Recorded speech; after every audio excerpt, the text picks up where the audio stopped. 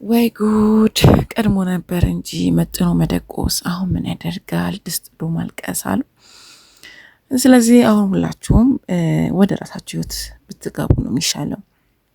ምክንያቱም ሄሉማ ላንተ ወንድ ይመስል ተንበርክካ ቀለበት ልታደርግ ባህላችን ባልሆነበት መንገድ ገብታ ለፍቅር ተገዝታ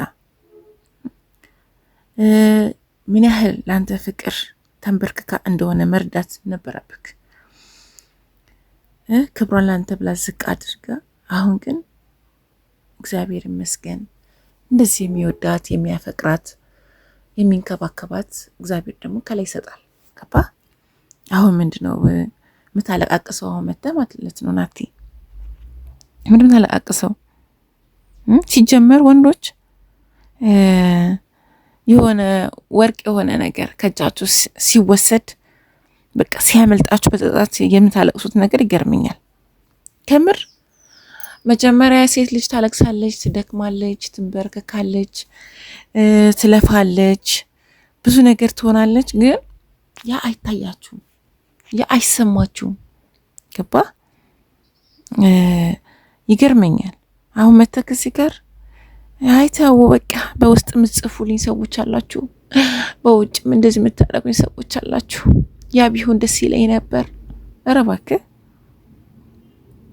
እንዴ! እሷ እግዚአብሔር ይመስገን እንደ የዋህነቷ ፈጣሪም አይጠላትም። የዋህ ሰው መቼም ፈጣሪ አለው አብሮት። ብልጥ መስሎት የሚጥለው ሰው ነው እንጂ የሚገርመኝ ምስኪን ሰው እግዚአብሔር አለው። እግዚአብሔር የለው ማለት አንችልም። ስለዚህ ሄሉ የያብ ናት፣ ይታረቃሉ፣ አብሮ ደግሞ ይቀጥላሉ። አሁን እዚህ ጋር መተክ በውስጥ አስቸግራችሁኝ እንዲያረጋችሁኝ አይሰራም። ገብቷል? አይሰራም። ምንም የምትለው ነገር የለም ማለት ነው። ስለዚህ በቃ እግዚአብሔር ብሎ እሷ የሚሆነውን ፈጣሪ ይሰጣሃል። እሷም ደግሞ ከሱ ጋር አብራ ትቀጥላለች። አለቀ። ስለዚህ እዚህ ጋር አሁን ያ ሁሉ አልቅሳ ያ ሁሉ መስዋዕትነት ከፍላ ቢያንስ እስቲል ሄደህ እኮ አላጽናናሃትም ማለት ያንተ ማድረግ ትችላለህ። ሄደህም እኮ አብረሃት ከጎኗ እንደሆንክ ማሳየት ትችላለህ እኮ። ሴት ልጅ ትመለሳለች፣ ዋጋም ትከፍላለች ያደረካት ነገር እንዳለ ቢሆን እንጂ። ስለዚህ አሁንም ቢሆን የሰው ነች ልልህ ነው። ሄሉ የሰው ነች፣ የያብ ስራ ነች። ስለዚህ በቃ ሰው ምንድን ነው የሰው የሆነውን ነገር አትመኙ ወንዶች። በእጃችሁ እያለ ያልተመኛችሁትን በእንትን ላይ ሰው ጋር ስትሄድ ወይ ደግሞ የሰው ስትሆን ደግሞ እዚህ ጋር መጥቶ ማልቀስ አይገባም። ሲቀጥል ያብ እንግዲህ ቤተሰቦች ድረስ ሄዶ ተጸጽቶ ይቅርታ ሊጠይቅ ሄደዋል። ከዚህ በላይ እንግዲህ ዋጋ መክፈል የለም። ገባሽ? ሄሉም ወደ ኋላሽ ዞር ብለሽ አስቢ። ወይስ አትወጂውም? ብትወጂው እኮ ምንም ችግር የለውም። ማንም ሰው እኮ ይጎዳል። ለሐቀኛና ለእውነተኛ ሲሆን እኮ የሚያስጨክነ ነገር አለ። አታፈቅሪው እንዴ? ሲጀመር ይቅርታ አለሽ አይደል? አንድ ስተሰራ ይቅርታ አለሽ። ከኋላሽ ያለው ኡል ስላወራልሽ ሁሉ ነገር እውነት ነው ብለሽ ተቀበለሽ። እንዴት ነው? ኦኬ ድራማውን ስለሰራ ያኛው ድራማውን ስለሰራብሽ ቢያንስ ወደ ኋላሽ አትመለሽም እንዴ? ይሄ ልጅ እኮ ቤተሰቦችሽን ያስጨነቀ ነው ያለው፣ አባትሽን እናትሽን ያስጨነቀ ነው ያለው። ምክንያቱም የእናንተ ፍቅር ነው እንጂ የቤተሰብ አይደለም እኮ። አሁን ምን ያህል እንደሚወድሽና እንደሚያፈቅርሽ ነው እንግዲህ ካንቺ ተራምዶ ቤተሰብ ጋር ድረስ ሄደው። እንዲህ ዞር ብለሽ አስቢ እንጂ የሁለታችሁ አሁንም ቢሆን የሁለታችሁን ደስታ የሚያስደስተው ቤተሰብ ነው። በቃ ታረቂ። ማትፈልጊው ከሆነ አዎ አልወድህም ነበር አልፈልግም ነበር፣ ቀለበቱም ያረኩት የውሸት ነው ለማስመሰል ነው በይ። ልዑልን ነበር ሰወዶ የነበረው፣ አንተን ግን ለመረማመድህብህ ነው በይ። እስቲ ተናገሪ። ምክንያቱም ለይቅርታ እችን ነገር ልክ ነሽ፣ ጥፋት አልነበረበትም አልልም። በቃ ያ የተናገረው ቃላት ለሴቶች ካለው ክብር ይመስለኛል በቃ። ምክንያቱም እዚህ ጋር አላመነጫጭቃትም ነው እንጂ ያለሽ እኮ እወድሃለሁ አፈቅርሃለሁ ብሎ አልመጣም። ግን አላመነጫጭቃትም ድሮ በህይወት የነበረች አዎ፣ ግን በስነ ስርዓት ነው ማናገራት። አንቺንም ቢሆን እንደዛ አይነት ነገር ነው ብንለያይ እንኳን ማናገርሽ ነው ያለች እንጂ በቃ ያለውን ነገር ይሄን ነው። በቃ አንዳንዴ ባህሪ የሰው ባህሪ ከባድ ነው።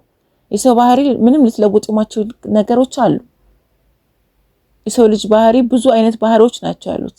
ስለዚህ አንዳንዴ እንደ ባህሪያቸውም እንደ ጸባያቸውም ልንይዛቸው ይገባል። ከዚህ በላይ እንግዲህ አንድ ድል ሰተሽው ሁለተኛ ድል ሰተሽው ይሄ ልጅ ያው ተመልሶ ጥፋቱን ካላስተካከለ ካላሻሻለ ምንም ልታረጊው አትችይም። ኦፍ ኮርስ አይደለም ልታወሪው እንደውም በርሽንም ደጅሽንም ላይ አይገባም። ከዚህ በኋላ ቢሰራ እንደዚህ ድረስ ሄዶ ቤተሰብ ድረስ ተንበርክኮ ለይቅርታ በግ ይዞ ድረስ ከሄደ በጣም ትልቅ አስተዋጽኦ አለው ማለት ነው። ለቤተሰቦችሽ ክብር አለው ማለት ነው። ይሄ መደለል አይደለም፣ ስሜት ነው። ገባሽ? ታስቢ ይገባል።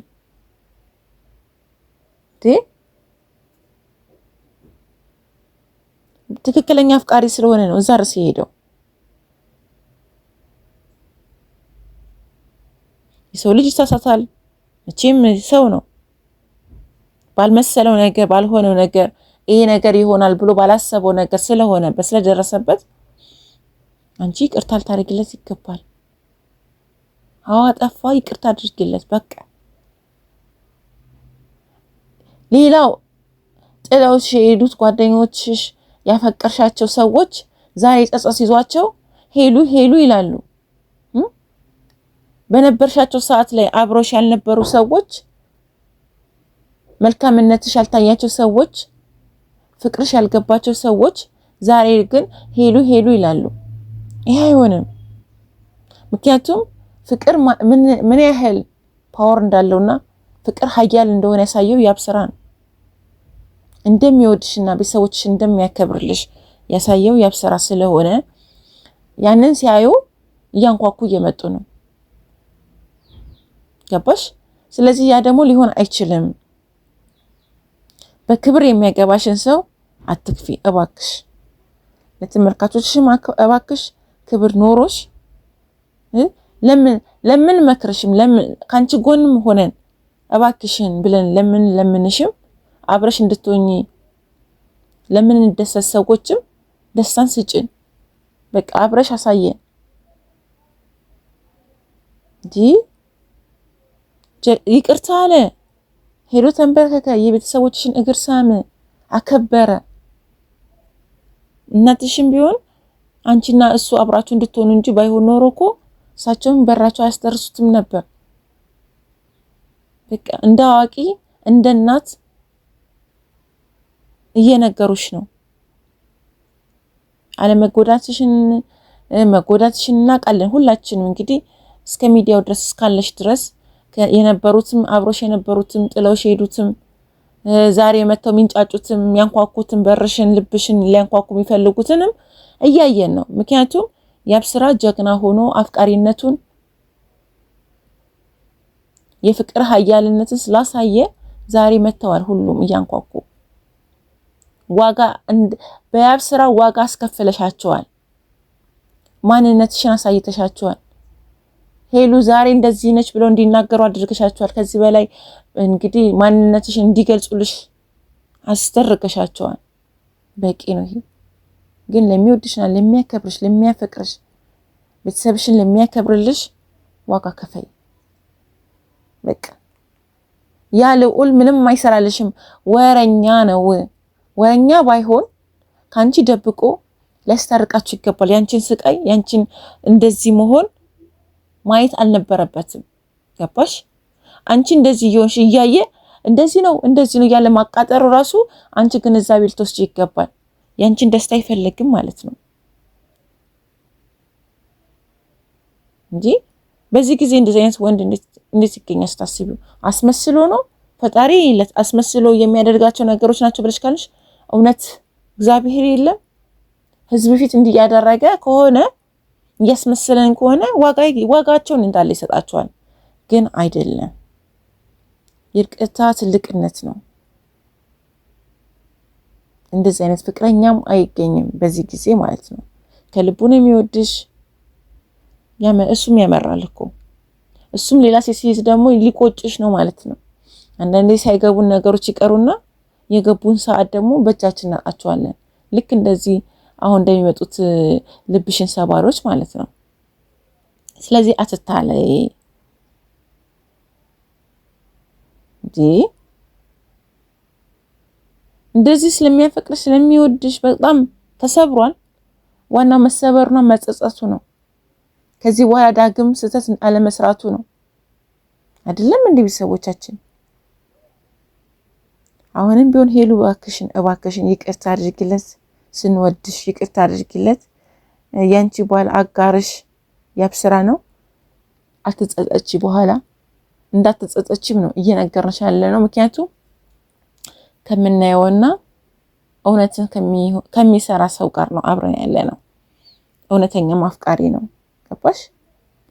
እንግዲህ ከአዲስ አበባ እዛ ድረስ ሄዶ ቤተሰቦችሽን አክብሮ በቃ ሄሉን ስጡኝ፣ አፈቅራታለሁ፣ ወደሃለሁ፣ አስታርቁኝ፣ ሽማግሌ ሆኑኝ፣ በቃ ሶስተኛ ወገን ነው ይሄን የበጠበጠኝ ብሎ እናትሽንም አባትሽንም እግርቻቸውን ስሙ አክብሮ ነው።